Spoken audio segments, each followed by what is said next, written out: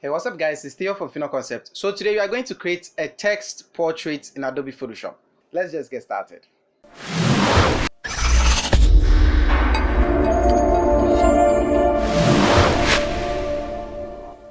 Welcome to Final Concept. Click the subscribe button and hit the bell icon so you don't miss out on any of our future videos. Alright, so for this tutorial I'll be using Photoshop CC 2019 and this is the image I'm going to be using. So I'll just right click and open it up in Photoshop. Alright, now the image size is too huge, so I'll go to image size and reduce it. I don't want my computer to crash whilst creating this tutorial, so let's just reduce the size a little bit. Alright, so I'll grab the type 2T on your keyboard and I'll type the letter A, and let's bring this. So I'll use the move tool to position this somewhere around here.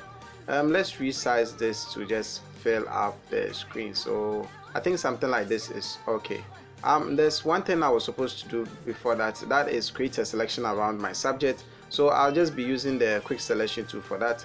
Make sure that layer is selected. Of course, that is probably not going to work.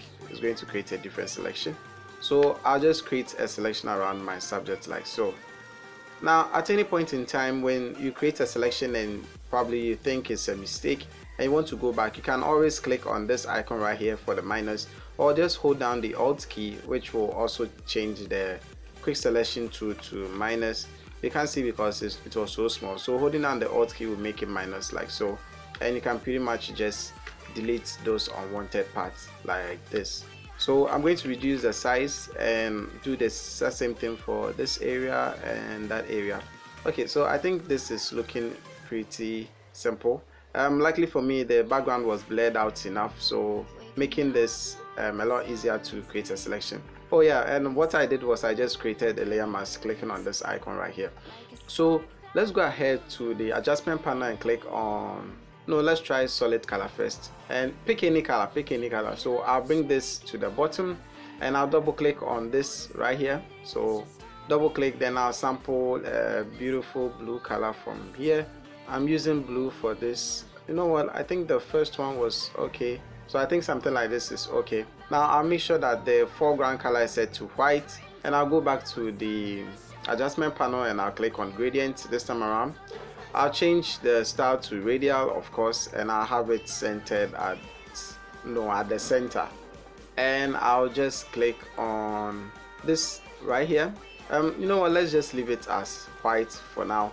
I'll probably change the blend mode to something else so that we can get a little bit of effect. So let's just cipher through. I think I like the hard light effect, so I'll probably just do that and I'll put it somewhere around here. This is just something I'm thinking of whilst doing this tutorial. I haven't pre-planned it, so I just changed the text color to white. Alright, now before we continue, I just want to make sure that we merge this layer up. So before that, let's just create a duplicate. So Ctrl J and turn off the eyeball for the original. Let's call this original. Now for the second one, we just created a duplicate. Right click and go to apply layer mask. So right click on the layer mask and apply it. Now let's bring back our shape and control click on this T right here.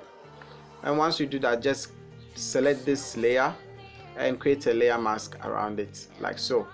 So if I turn this back on, you can see that we have the A already at this area. So if I bring back the A, this is what we have. Now I'm going to put this A beneath whatever we have here so that it's going to show at that area like so. I think this thing is too huge, so you know what, let's make it a little bit smaller. Yeah, I think somewhere around here should look just fine. And it appears that my image is also not centered. So you see this icon right here for linking the layer and the layer mask. Just click on it so that it vanishes.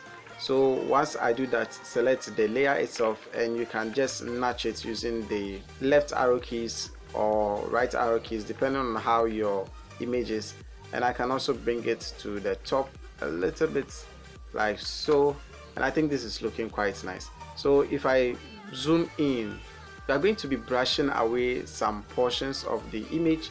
So select the layer mask, go to the brush tool, be on your keyboard, and just brush out. Sorry, you actually have to make the color white, so white is going to be revealing the image and black is going to be hiding it. So if I go ahead and brush over here, you can see that it reveals it quite nicely. Now you see, because I'm just using the brush tool, it is also getting some outer borders which we are not interested in. So I just want the cap to also come in, and that is all. So once I've done that, I'll control click again. So that's going to create a selection of just that portion I have here. You know what, let's make the image smaller. So again, select the image itself and make it smaller so that the cap fits in. I think that is looking okay. So I'll again click on control click rather, and I'll grab the brush tool. I'll select the layer mask and I'll just brush over these portions. I'm actually going to invert the selection so that I can brush this part. Because the selection is inwards, I can only work inwards. So go to select and click on inverse, which is Shift Control I or Control Shift I. So I'll just change the color to black so that anytime I brush, it's just going to be hiding those portions. Now make sure you don't go to the top, or else it's also going to affect that area, like so. So if I zoom out, I think this is looking quite nice already. So let's select these two things and try to place them at the center. You can always use Ctrl R to bring up your rulers and just click and drag from the top, click and drag from the side. So I now have a fair idea of where my center is going to be. Oops, I'm supposed to link this thing before I start moving it about. So I think the center is going to be here, which I doubt. I think something like this is okay, so I can go ahead and unhide my rulers. So I think we are getting the effect already, but of course the image is not looking the way I wanted. So what I'll do is, with the image selected, again I'll create a duplicate, Control Shift A to bring up the camera raw filter. I'll increase the exposure, of course the contrast, turn down the highlights, increase the shadows, turn down the whites and turn down the blacks. The texture, I also increase it by about 15. Whoa. And the clarity also about 15. Let's see what we have. So this is the before and the after. Alright, so I think this is looking quite nice already. In case you want to add in a little bit of text, you can just do that from here. The size is too huge, so I don't know. Text portrait. I forgot how to spell portraits a second there. Alright, so this is it. I just made this A smaller, so let's undo that. How unfortunate. So I just click somewhere around here, and so funny, I didn't get to see that when I was changing it to portrait. The T is actually supposed to be small, capital. Yeah, so I think this is pretty simple. Feel free to try it out in your images.